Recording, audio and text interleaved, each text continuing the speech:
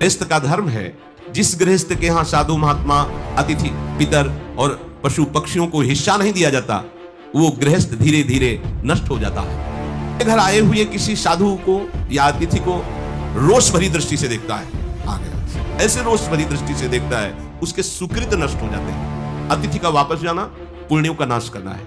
जो केवल अपने लिए अन्न पकाता है, ना तो किसी देवता को अर्पित करता है, ना प्रभु को भोग लगाता है, ना अतिथि को, तो वो विधि पूर्वक हिंसा करने वाले को जो गति मिलती वही उसको गति। का धर्म है, जिस गृहस्थ के यहाँ साधु महात्मा अतिथि पितर और पशु पक्षियों को हिस्सा नहीं दिया जाता, वो गृहस्थ धीरे धीरे नष्ट हो जाता है।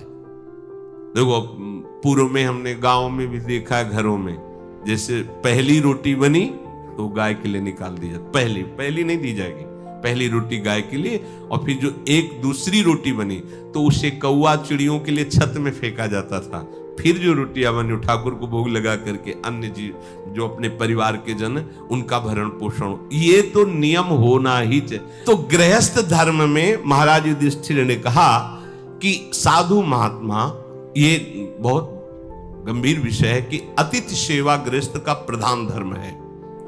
जो गृहस्थ इन लोगों को हिस्सा नहीं देता, उसका गृहस्थ धर्म धीरे धीरे नष्ट हो जाता है।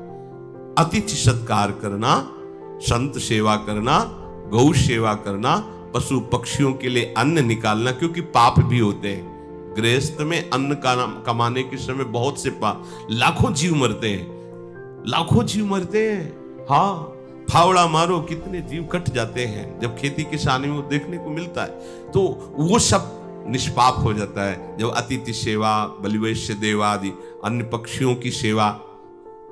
तो महाराज, जब किसी के यहां कोई संत पधारे, अतिथि पधारे, तो एक आसन बैठने के लिए और जल पीने के लिए और मधुर वाणी, इतना तो सबके घर में होता है। बैठिए, बिराजिए, आप जल पिएंगे, आज्ञा कीजिए, क्या सेवा करें। अब इसके बाद भोजन मांगता है तो भोजन दे देते हैं। अब कोई कहता मुझे अर्थ चाहिए, मुझे ये करना है, वो कर, इसमें आप स्वतंत्र हैं, हमारी सामर्थ्य नहीं, हम आपकी ये सेवा नहीं कर, आप भोजन पाना चाहें नहीं तो फिर आप पधारिए, इसमें कोई आपका अपराध नहीं, कोई अपमान नहीं। दूसरी बात, अगर कोई संत महात्मा अतिथि आते हैं, आपको संशय है कि पता नहीं, मन में आ गया कि, तो दरवाजा मत खोलिए। हाँ महाराज प्रणाम, राधे श्याम, आप जल पिएंगे, आपकी क्या आज्ञा है? हाँ, हम असमर्थ हैं, हमारे घर में कोई है नहीं, इसलिए अभी खोल नहीं सकते और हम ये दे नहीं पाएंगे, राधे श्याम। दबकाने की, अनादर करने की, या आप अंदर हैं ना बोलने की, ऐसी आपके दरवाजे पे आया, हाँ राधे राधे, कैसे आगमन हुआ, हम ये चाहिए, नहीं ऐसा नहीं है, हम आपको 2 रोटी दे सकते हैं, वो भी बाहर से दे सकते हैं क्योंकि हमारे घर में कोई है नहीं। ऐसा साफ बिल्कुल पवित्र व्यवहार होना चाहिए, पर अतिथि का अपमान नहीं करना चाहिए। चल भग भिखारी, ऐसा नहीं। ना जाने किस भेष में भगवान तुम्हें कृतार्थ करने के लिए आए, पर हम ये नहीं कहते कि आप दरवाजा खोल दीजिए, क्योंकि समय है, छल कपट का भी राज्य है, तो आप सावधान होते हुए अतिथि सेवा करें। जो अपने घर आए हुए किसी साधु को या अतिथि को रोष भरी दृष्टि से देखता है, आ गया ऐसे रोष भरी दृष्टि से देखता है, उसके सुकृत नष्ट हो जाते हैं। अतिथि का वापस जाना पुण्यों का नाश करना है। ये ब्रह्मर्षि जन युधिष्ठिर को जब उपदेश किए, तब युधिष्ठिर जी ये बात उनको कह रहे। और जो अपने घर में साधु महात्मा अतिथि भिक्षु कोई आया है, प्रेम भरी दृष्टि से देखना ही चाहिए, मेरे भगवान है इस में। फिर प्रश्न उत्तर, मीठे वचन बोले, 2 बातें तो सबके पास है, राधे श्याम, क्या आज्ञा है, बस इसके आगे आप स्वतंत्र हैं। आपकी इच्छा है दीजिए, आपकी इच्छा नहीं तो आप मत दीजिए, आपकी सामर्थ्य तो दीजिए, आपकी सामर्थ्य नहीं दी, आपको लग रहा है कि नहीं देना चाहिए, मत दीजिए, लेकिन मृदु वचन बोले, नहीं हमारी सामर्थ्य नहीं, या हमारे अंदर प्रेरणा नहीं हो रही, हम नहीं दे सकते आपको, आप पधारिए, बस मृदु वचन। इसके बाद वो कुछ बोलता रहे, आपसे कोई मतलब नहीं। जैसे एक ने प्रार्थना की थी कि हमको किसी ने कहा कि हमें यज्ञ कराने या अमुक कार्य कराए, इतने रुपए दो, नहीं तो हम साफ दे देंगे। ऐसा कहीं भी दान नहीं, बिल्कुल नहीं, बिल्कुल नहीं ऐसा। और देखो, साप वरदान देने में वो समर्थ होते हैं जिनके पास होता है, और जिनके पास होता है तो ये कभी कर नहीं सकते, ये भी ध्यान रखना। जिनके पास होता है साप वरदान देने की सामर्थ्य, वो ये कभी कभी नहीं कर सकते। मंगवे भलो न बाप सो जो प्रभु राखे टेक। अरे कैसे अनंत ब्रह्मांडों के स्वामी का दास होकर के 10-10 रुपये या कुछ हमें यज्ञ कराना है, हमें दान नहीं। यज्ञ भोक्ता भगवान के लिए मेरा समर्पण ही काफी है। मन बुद्धि चित्त हम को समर्पित कर दिया, इससे बड़ा कोई यज्ञ नहीं। एक होता वस्तुओं से यज्ञ, और हम स्वयं को आहुति बनाकर समर्पित करते हैं, एक एक श्वास भगवान के नाम में अर्पित। अरे ये अलग मार्ग। पर अगर कोई मांगने आया है तो प्यार से व्यवहार करते हुए उसको विदा किया जाए, अतिथि धर्म है। अतिथि को देख करके जो उठकर खड़ा हो जाता है और प्रीति की वाणी बोलता हुआ आदर सत्कार करता है, तो धर्म उसके यहां कभी दरिद्रता नहीं आने देता। ध्यान रखना, उसके यहां कभी दरिद्रता नहीं आ सकती।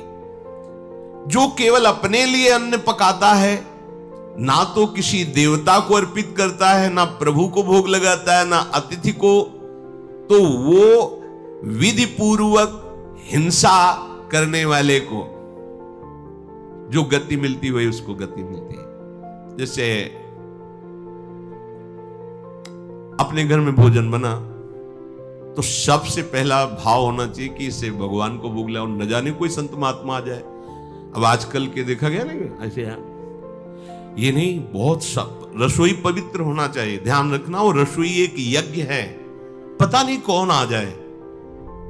और एक बार जो घर का मालिक है या घर का मुखिया है, उसको एक बार दरवाजे पे जाना चाहिए भोजन पाने के पहले, देखना चाहिए कोई गाय, कोई कुत्ता आया, कोई संत महात्मा आया, कोई अतिथि, तो ऐसा नहीं देख के फिर प्रणाम कर। ये पद्धति है, इससे कभी दरिद्रता नहीं आएगी। जो हिंसात्मक वृत्ति का फल मिलता है, इनको काटा उनको, वही दंड उसको मिलता है। भगवान ने गीता में कहा, जो अपने लिए भोजन बनाता है वो पाप खाता है, भगवान ने भी संकेत किया। तो देखो, हम सब भगवान की सृष्टि में इतना तो करो ही, जो भोग बन रहा है वो पहले प्रभु के सामने, बहुत जल्दी है तो दिखाई दो ना, कि तुम्हें पवाने की तो श्रद्धा नहीं, पर देख तो लो महाराज, दृष्टि भोग लगा लो, ऐसे दिखा दिया, अपना पाओ जाके, इतने में ही राजी हो जाएंगे हमारे प्रभु।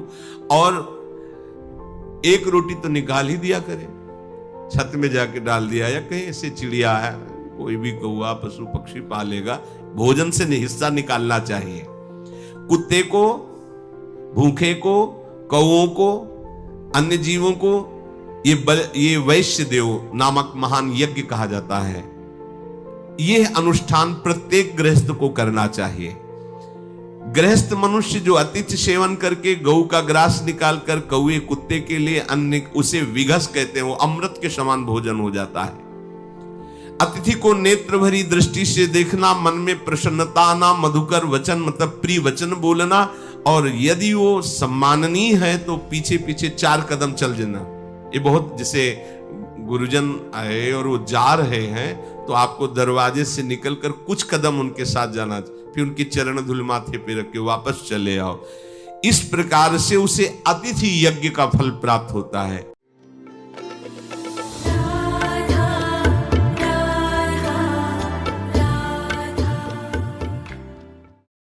तो आइए और मेरे साथ प्रेम से कहिए, राधे राधे।